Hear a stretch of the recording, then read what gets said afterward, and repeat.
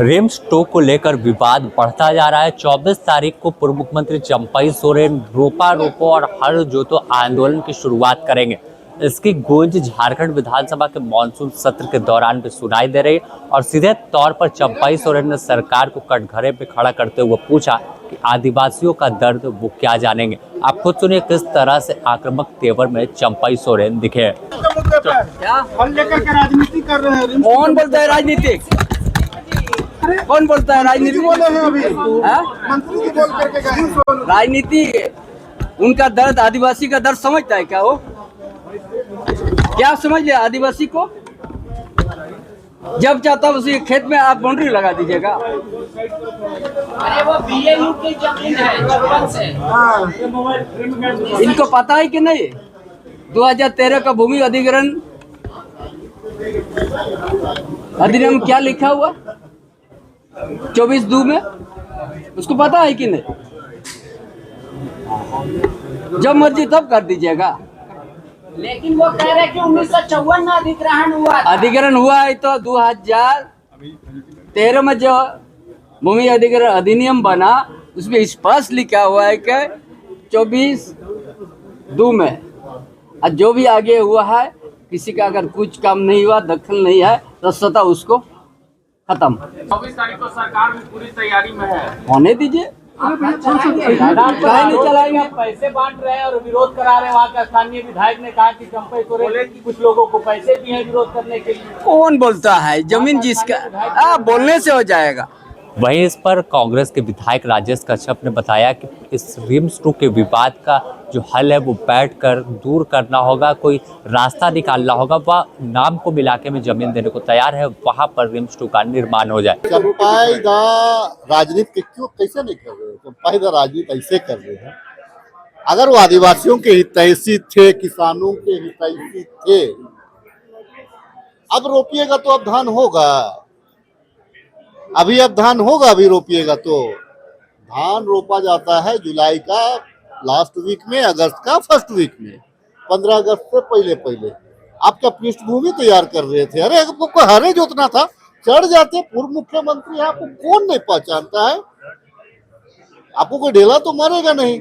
आप सारा पृष्ठभूमि तैयार करके जाइएगा तो राजनीति नहीं है तो और क्या है? चंपाई दा को हम आग्रह करेंगे कि रिम्स टू पे ही केवल बात मत करिए, नगरी पे ही, बड़का गांव पे भी बात करिए। आप ही के सांसद वहाँ पे नियम कानून का बात कर रहा है, ईडी सीबीआई का बात कर रहा है। आप वहाँ भी जाइए, आप गोड्डा में भी जाइए, गोड्डा पावर प्लांट में भी जाइए, आप जो है स्मार्ट सिटी में भी जाइए, आप जो है जमशेदपुर में भी जाइए। रिम्स टू का निर्माण होगा। रिम्स टू हर हाल में बनेगा।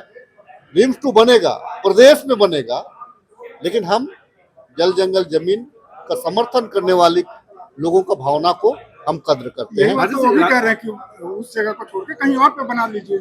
एक चीज मुझे केवल ये आश्वासन दे दीजिए, चंपई दा से मैं आग्रह करूंगा कि जितने बड़े बड़े वहां पे बैंकेट हॉल बने हैं, बिल्डिंगें बनी हैं, जितने बड़े बड़े रिसोर्ट बने हैं, वो एकदम जस्ट बगल में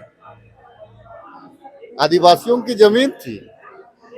एक आध बार उधर भी नजर दे दे, उधर भी थोड़ा देख ले, क्योंकि बड़े लोग हैं, पैसे वाले लोग हैं। उधर भी थोड़ा सा, बड़े नेता है चंपाई दा, थोड़ा सा उधर भी झांक ले।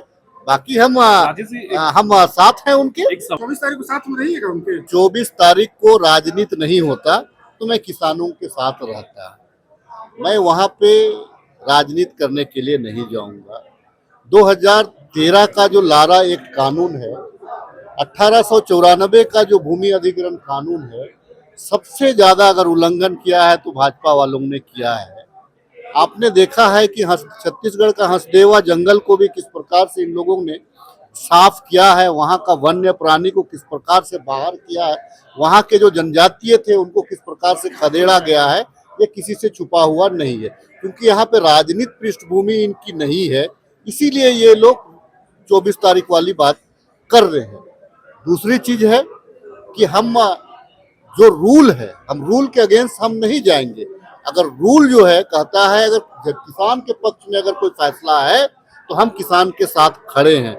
लेकिन मैंने कहा ना कि बगल वाले रिसोर्ट कैसे बना, इसको भी हम लोगों को ध्यान देने की जरूरत है, बाकी नेताओं को भी ध्यान देने की जरूरत है। तो साफ तौर पर जिस तरह से तमाम विधायक सवाल उठा रहे पूर्व मुख्यमंत्री चंपाई सोरेन आंदोलन का आगाज कर चुके हैं कि 24 तारीख को बड़ा आंदोलन होगा और किसी भी कीमत पर धान रोपने वाली जमीन जो है वो रिम्स 2 के लिए नहीं देने देंगे, इसके लिए जान देने को तैयार है। तो बने रहे द न्यूज़ पोस्ट के साथ, अपने सहयोगी संतोष के साथ। Sameer, the news post, Ranchi.